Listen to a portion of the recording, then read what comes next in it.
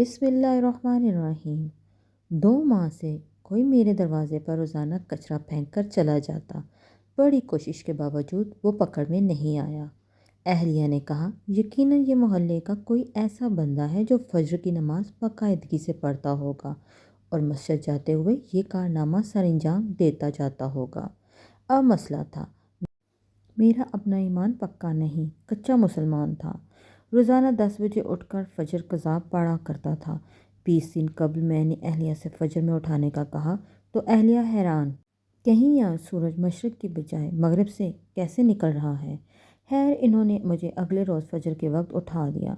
मैंने उठते ही खिड़की से नीचे झांक कर देखा तो दरवाज़े पर कचरा मौजूद नहीं था।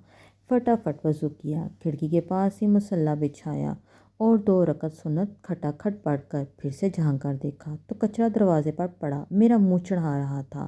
फिर 2 रकत फ़र्ज़ पढ़कर दोबारा सो गया। अगले दिन सुन्नत की बजाय फ़र्ज़ पढ़ते कचरा फेंक दिया गया। 4 दिन इसी तरह गुजर गई, लेकिन कचरा फेंकने वाले को पकड़ नहीं पाया। 5वें दिन अहलिया कहने लगी, माशाल्लाह आप अब फजर की नमाज़ पढ़ने लगे हैं, तो मस्जिद में बाजमात नमाज़ पढ़ लिया कीजिए। बात दिल को लगी और 5वें दिन सुन्नत घर में पढ़कर जमात से 15 मिनट पहले दरवाज़े पर कुर्सी लगाकर बैठ गया और मोहल्ले के नमाजी हजरात को आते देखने लगा कि किस नमाजी के हाथ में कचरे का शॉपर है।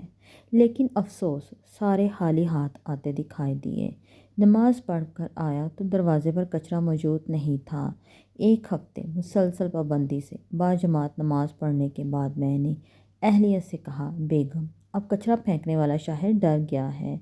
जब ही कचरा नहीं फेंक रहा, अब आप मुझे फजर के वक़्त नहीं उठाना। अहलिया कुछ नहीं बोली। अगले दिन अहलिया ने तो मुझे नहीं उठाया, अलबत्ता मेरी खुद आँख खुल गई। खिड़की से झांक कर देखा तो कचरा दरवाज़े पर मौजूद था। टाइम देखा तो फजर का वक्त तो बाकी था, लेकिन जमात निकल चुकी थी। अब अगले दिन फिर से वही मामूल था। 2 हफ्ते मुसलसल फजर की नमाज बाजमात पढ़ता रहा और दरवाज़ा साफ़ सुथरा मिलता रहा। 2 हफ्ते बाद अब मेरी जमात से फजर की नमाज पढ़ने की आदत हो चुकी थी और अल्हम्दुलिल्लाह मैं बाजमात फजर की नमाज पढ़ना शुरू हो गया था।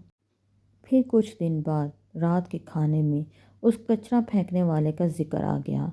मैं उसे बुरा भला कहने लगा। बेटा बोला, अबू आप उसे बुरा तो ना कहिए, बल्कि वो तो आपका मौसन है जिसकी वजह से आप फजर की नमाज बाजमात पाबंदी से पढ़ने लगे। बेटे की बात सुनकर मेरे दिमाग को झटका सा लगा और सबको गौर से देखने लगा। मुझे यूं अपनी तरफ देखते हुए सारे हंसने लगे। बेटा कहने लगा, अबू आपकी वो मौसन और कोई नहीं बल्कि अम्मी ही हैं, आप अम्मी का शुक्रिया अदा कीजिए।